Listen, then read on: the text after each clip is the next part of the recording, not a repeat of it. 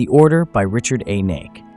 In the realm of Sanctuary, where the forces of light and darkness clashed in an eternal struggle, Deckard Cain, the last of the Horadrim, felt a tremor of unease that mirrored ancient prophecies. The delicate balance between the high heavens and burning hells had been disrupted, and whispers of a demonic invasion filled the air. Cain, haunted by nightmares and his past failures in Tristram and at Mount Arreat, set off in search of answers, his path leading him to the desolate Borderlands. Amidst the sun-scorched sands, Cain, accompanied by a young paladin named Akarat, stumbled upon the ruins of a Vizjerai repository, a place of forgotten magic and secrets. A cryptic book discovered within hinted at the existence of other Horadrim, a glimmer of hope in the gathering darkness. However, the ruins were not unguarded. A demon conjured from Cain's own memories and insecurities materialized from the shadows, its voice a chilling echo of the past. The demon possessed Akarat, twisting his noble heart and turning him against Cain. A desperate battle ensued, and Cain, forced to confront his own failings, used a powerful artifact to banish the demon back to the burning hells. Yet victory came at a heavy cost.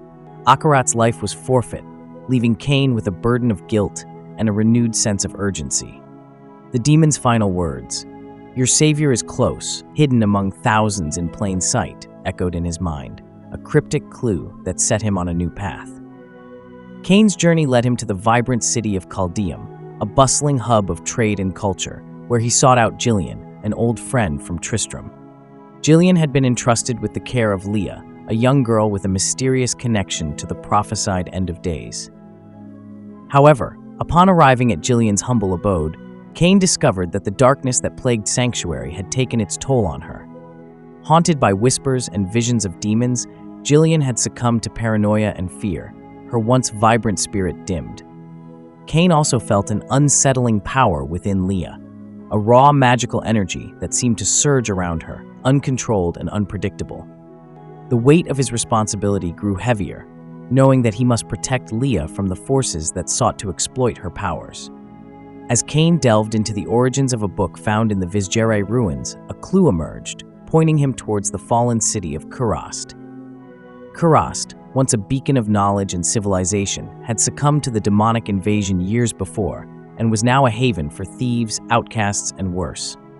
Cain, with a heavy heart, bid farewell to Jillian, promising to protect Leah and guide her towards a brighter future. Together, they set out on a perilous journey, joined by a young Ivgorod monk named Mikolov. Mikolov, a skilled warrior and devout follower of the 1001 gods, shared Cain's belief in the prophecies and offered his unwavering support. The road to Kurast was fraught with peril. They encountered hostile villagers, desolate landscapes ravaged by the demonic plague, and the ever-present watchful eyes of the Dark One's spies, crows with malevolent intelligence that seemed to shadow their every move. Leah's powers, fueled by fear and uncertainty, manifested in strange and destructive ways, leaving a trail of chaos in their wake. Cain, burdened by his past failures and the weight of his responsibility, struggled to contain Leah's abilities and protect her from the darkness that sought to consume her. In the ruined city of Kurast, Cain sought out Highland, a former associate of the enigmatic bookseller Caldeum. Highland, a cunning survivor and self-proclaimed leader of Kurast's remnants, provided information about a group of rogue Horadrim operating somewhere to the south, their intentions shrouded in mystery. He also spoke of terrifying creatures called feeders, ghoulish figures that stalked the night, draining the life force of unsuspecting victims, leaving them as hollow shells of their former selves. A chilling drawing of a feeder, labeled Al-Kut, deepened the mystery and fueled Cain's sense of urgency. The clues were aligning, pointing towards a darkness far greater than he had imagined. Their path led them further south, towards the decaying port town of Gia-Kul, rumored to be the source of the feeders. The journey was arduous, marked by abandoned villages, withered landscapes, and the ever-present crows, their caws echoing through the desolate plains. Leah, struggling with her own inner turmoil and the growing awareness of her powers, became increasingly volatile. An attack by a feeder nearly unleashed her uncontrolled magic, threatening to consume them all, but Cain, drawing upon his knowledge of ancient lore, managed to subdue her, and they pressed on towards Gia-Kul. In Gia-Kul, a town shrouded in fear and despair, they encountered Captain Geronin, a grizzled sea captain with a kind heart and a connection to Adria, Leah's mother. Geronin shared his knowledge of a group of Horadrim who had arrived in Gaeakul years before, led by a charismatic scholar named Gareth Rao. They had established a stronghold and sought to revive the Order's legacy. However, Rao, consumed by his own ambition and seduced by the whispers of Belial, the Lord of Lies, had been corrupted, transforming into the Dark One. He had used his knowledge of Horadric lore and demonic magic to gather an army of feeders and other creatures, preparing for an invasion that would plunge Sanctuary into eternal darkness. Guided by Geronin, Cain ventured into the hidden Horadric chambers beneath Gaeakul, a place of forgotten magic and secrets. There he encountered a horrifying creature called an Unburied, a monstrous amalgamation of corpses and debris, animated by dark magic. The creature's grotesque form and overwhelming stench filled Cain with dread, but he was rescued by Egil, a young member of the Horadrim who had remained loyal to the Order's true purpose. Egil led Cain and Leah to their new camp in the hills outside Gaeakul, where they met the remaining members of the Order, known as the First Ones.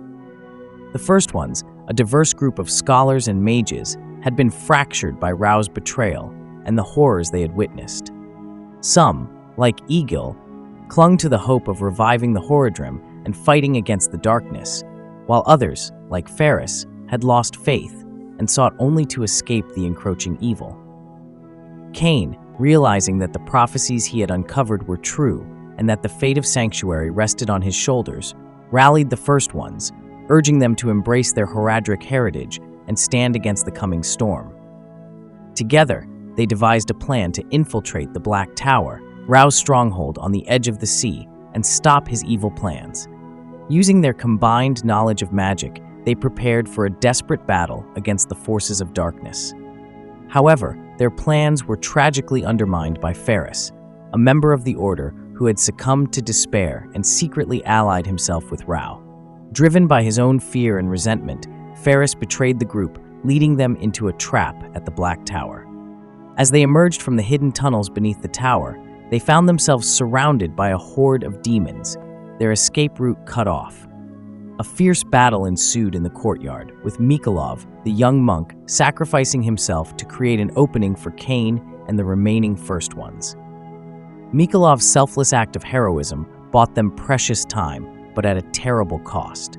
Cain, Leah, and the others fought their way into the Black Tower, pursued by feeders and other demonic creatures. Inside the tower, Cain discovered the true horror of Rao's plans. Leah, captured and bound, was being used as a conduit to fuel a dark ritual. Her immense power, amplified by Belial's magic, was being harnessed to awaken an army of the undead from the lost city of Al-Kut, buried beneath Gaeakul. Cain confronted Rao, who revealed his true identity as a descendant of Tal Rasha, a legendary Horadrim, and his twisted belief that the Horadrim had been corrupted by the angels, manipulated into serving their own agenda. Cain tried to reason with Rao, to break through the layers of lies and deceit that Belial had woven around him, but it was too late. Belial took control of Rao's body, transforming him into a monstrous vessel of evil. The Lord of Lies, his voice a chilling echo of the abyss, revealed his plans to conquer Sanctuary and the high heavens, to usher in an era of darkness and despair.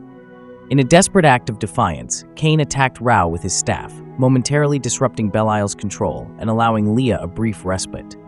Leah, her eyes blazing with a power that transcended her young age, unleashed a surge of energy that shattered the tower's foundations and ignited the explosives Cain had planted within the tunnels below. The resulting implosion caused the Black Tower to collapse, burying the undead army of Al-Kut and seemingly thwarting Belial's plans. Rao, realizing the truth of Belial's deceit and the depth of his own corruption, chose to end his own life, leaping from the crumbling tower into the abyss below. Cain and Leah, battered and bruised but alive, emerged from the ruins as the dust settled. The courtyard was a scene of devastation, littered with the remains of demons and the shattered remnants of Rao's dark ambitions. The few remaining First Ones, their faces etched with grief and exhaustion, gathered around Cain and Leah, their spirits lifted by the knowledge that they had survived and that the immediate threat had been vanquished. In the aftermath of the battle, Jayakul began to heal. The oppressive darkness that had shrouded the town lifted, and the feeders vanished, leaving the people to rebuild their shattered lives.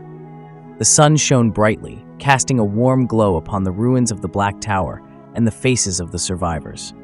There were spontaneous celebrations in the streets as the people of Jayakul emerged from their hiding places, their emaciated bodies and haunted eyes bearing witness to the horrors they had endured.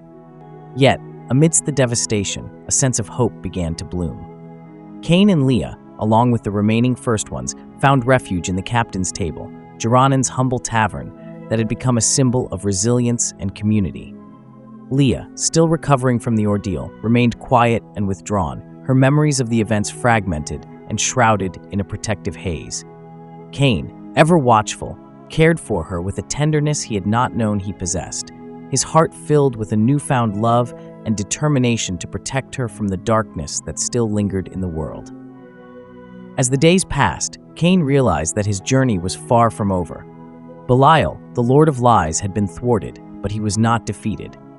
The prophecies spoke of a greater darkness, a coming storm that would engulf Sanctuary in chaos and destruction. Cain knew that he had to prepare, to seek out answers and allies, and to ensure that Leah was ready to face the challenges that lay ahead. The First Ones, inspired by Cain's leadership and Mikolav's sacrifice, rallied around him. They began to rebuild their order, drawing upon the ancient texts and their combined knowledge to hone their magical skills and prepare for the coming battle. Thomas, with his unwavering loyalty and strategic mind, emerged as a natural leader, while Cullen, his gentle heart tempered by newfound resolve, offered guidance and support. Together, they formed a bond of brotherhood, united by their shared purpose and their determination to honor the legacy of the Horadrim.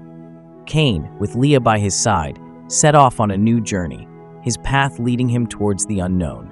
He carried with him the Horadric Cube, an artifact of immense power, and the knowledge gleaned from countless texts and prophecies. He knew that the road ahead would be fraught with danger, but he was no longer alone. He had Leah, his adopted daughter, whose extraordinary abilities held the key to Sanctuary's salvation. He had the First Ones, his brothers in arms, who had embraced their destiny as guardians of light. And he had the unwavering belief that even in the darkest of times, hope could prevail.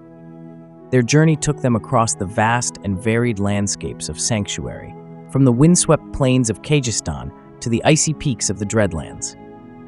They encountered remnants of ancient civilizations, forgotten temples, and hidden repositories of knowledge.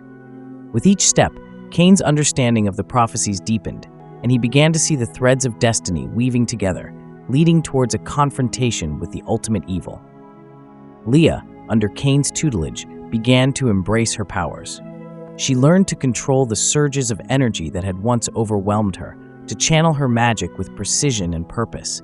She discovered that her abilities were not a curse, but a gift, a means to protect herself and those she loved.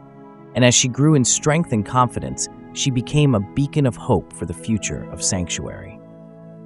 Along their journey, they encountered other heroes, warriors, mages, and scholars who shared their belief in the prophecies and their determination to fight against the darkness. They formed alliances, forged bonds of friendship, and learned from each other's experiences. Together, they became a force to be reckoned with, a beacon of light in the encroaching shadows.